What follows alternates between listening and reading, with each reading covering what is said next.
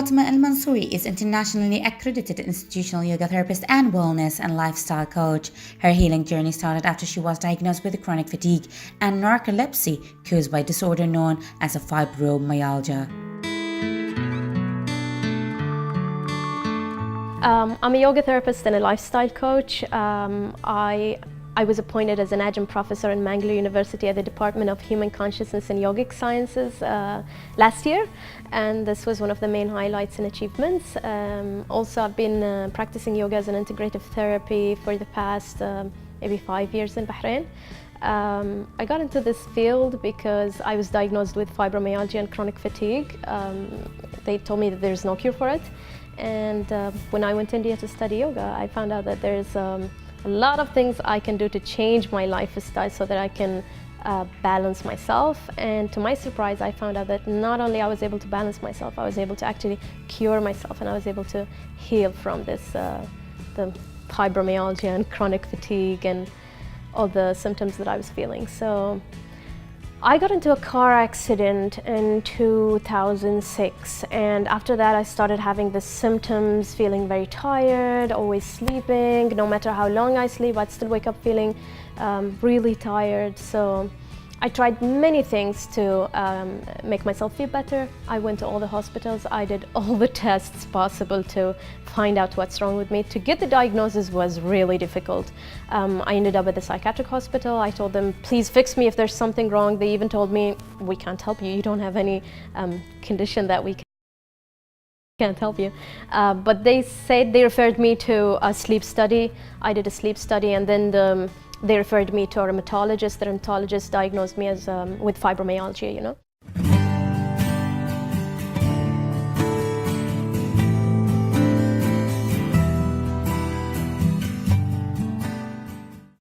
I think I was God-guided. It was more like I began basically after I was diagnosed. I started taking the medications, and nothing actually worked. And basically the doctors tell you that there's no cure for it, but you just have to take the medications to deal with the symptoms. So I started taking the medication, nothing worked, and then I started to sort of, we live in a society where we're always like, fight and never give up. We are conditioned to never give up and to continue fighting, but sometimes some of the things we just have to stop fighting and sort of surrender to God.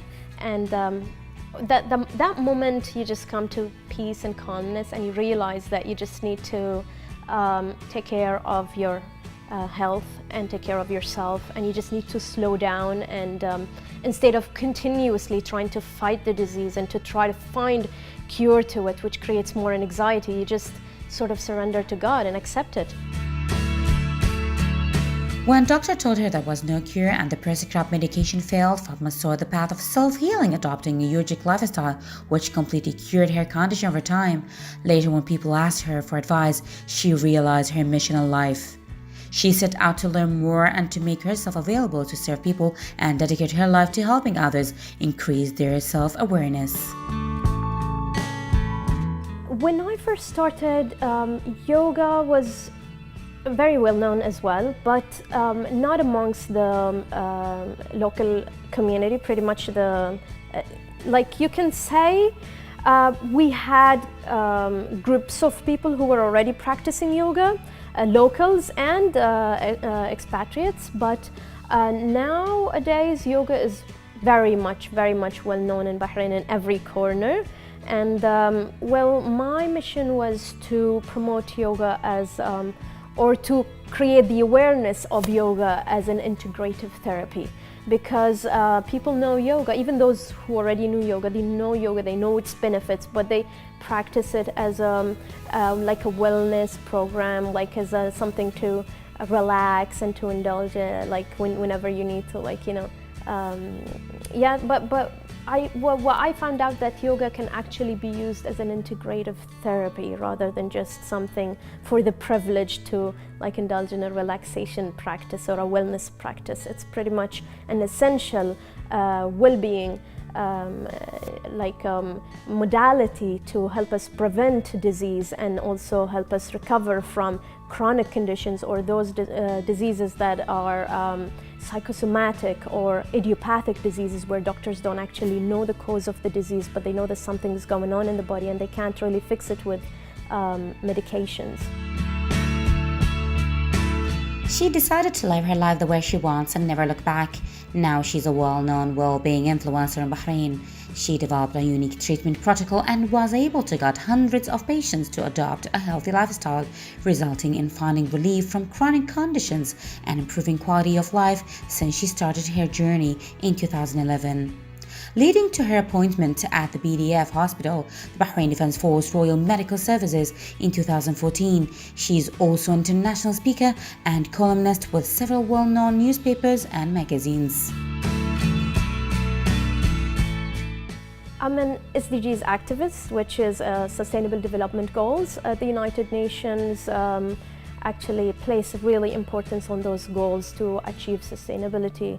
And when it comes to yoga and what I practice and what I believe in, it pretty much goes with goal number 3, which is health and well-being. So I've been really driven and passionate about sharing my experience, my self-healing experience, and then people started calling me different societies, different government institutions or ministries or hospitals or centers. They started to call me and they wanted me to conduct sessions. They wanted me to conduct sessions and lectures and programs, and then I began doing my volunteer work because a lot of the calls were from people who just wanted to host it like a talk for the local community, and so that's how I started doing, and then I started to receive calls from different groups of societies of people suffering from different illnesses, like the sickle cell patients and the cancer patients, the people who have challenges with mobility, and autistic children, Down syndrome children, and recently I've been doing a lot of work as well with the addicts. So the addicts really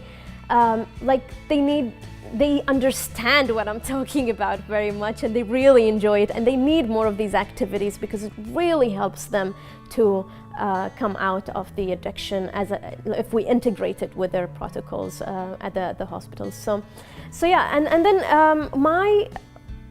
my humanitarian work is very much what I do to also heal myself, what I do to balance myself. What we give back to the world is really important, and not only by doing lectures and talks, and I found out that also there are many people that need the services that I provide.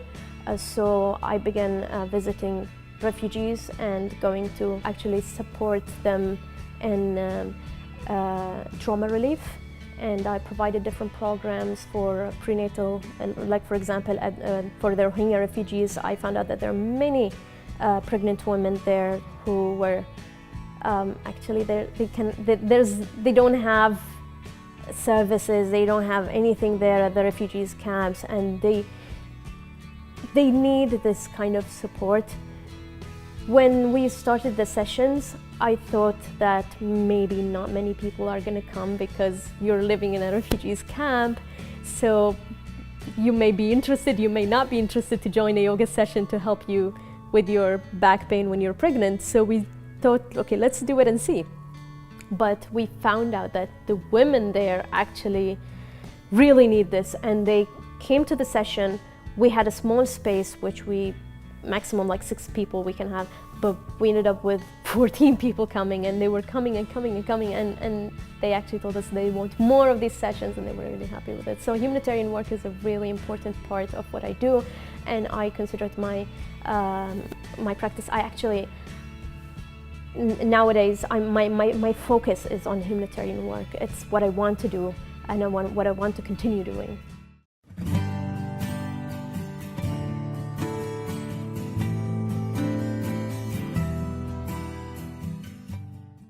Yeah, it's not actually a haircut. It was a shave, and it was shaved for a cause a cut for a cause campaign for Think Pink with the Gloss Salon in Bahrain. They were doing this campaign, and I was going through quite tough time taking care of my mother during her last week.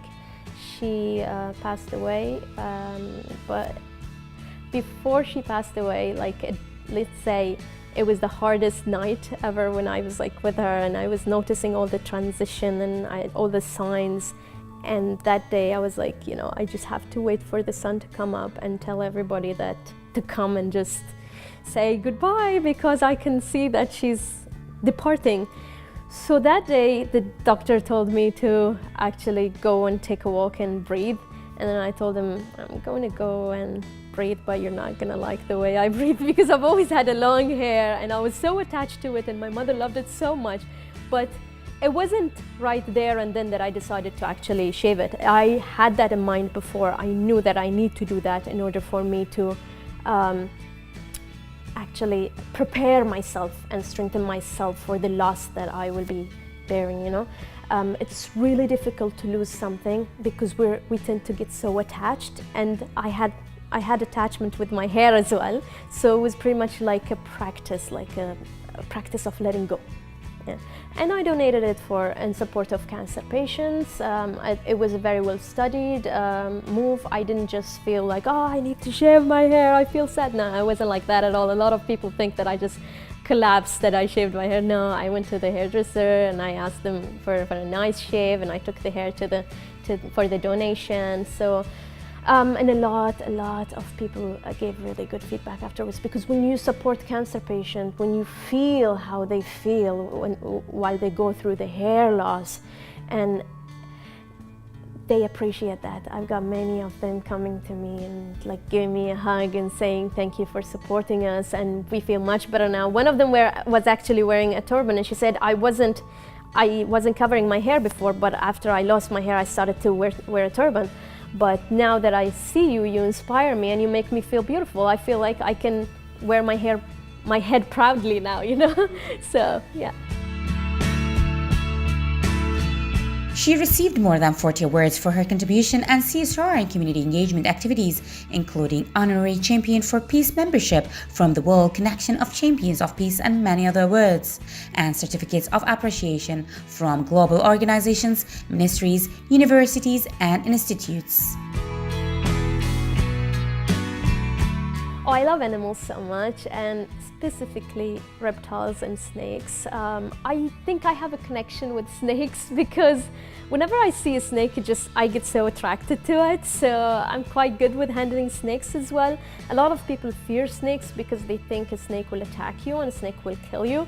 Actually, even rabbits can kill you, but it depends on how much fear you have towards that animal. That fear attracts the attack, and not just the fear. If the animal actually also fears that you're gonna, if you step on a snake by accident, it will bite you, but it will never do anything to you just like that. Well, I have some experiences where a snake just jumped at me out of nowhere, but it didn't actually harm me. I think maybe there was a nest or something and I had to jump.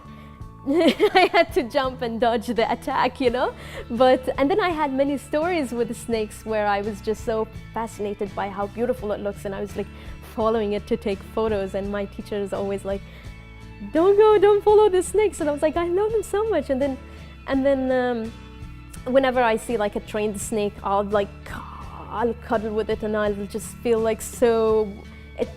that energy, that warmth.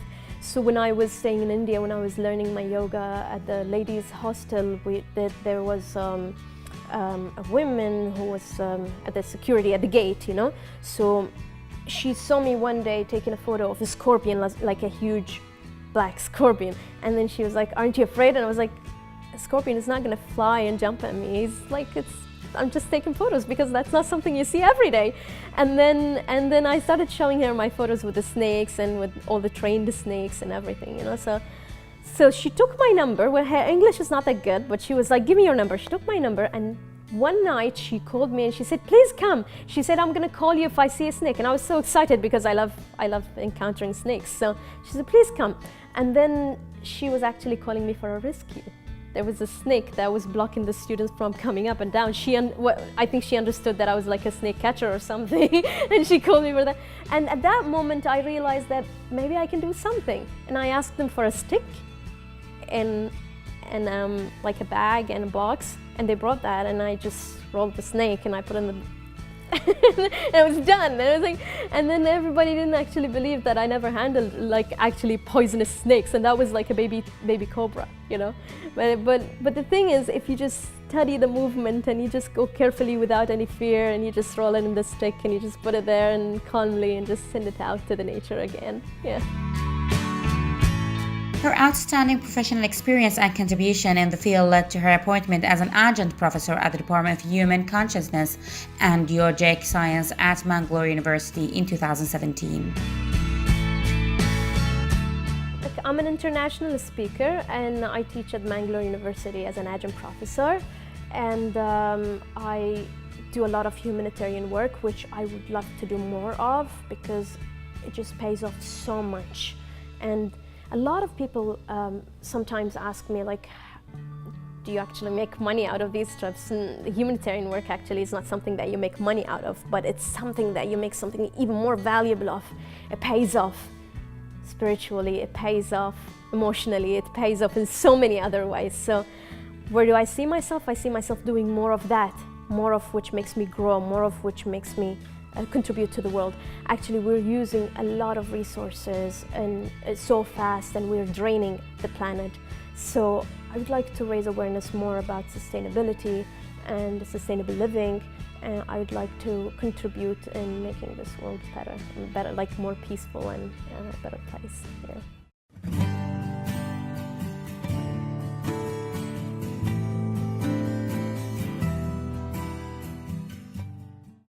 If you're living with a chronic condition or suffering from a chronic disease, don't give up. You don't have to suffer for the rest of your life. You can always seek guidance. You can detox, meditate, do yoga. Try to seek the right people to give you guidance. Her efforts in promoting well-being got recognized by the United Nations GCC Information Center, as her role as an activist to promote well-being certainly supports the Global Sustainable Development Goal number 3, good health and well-being.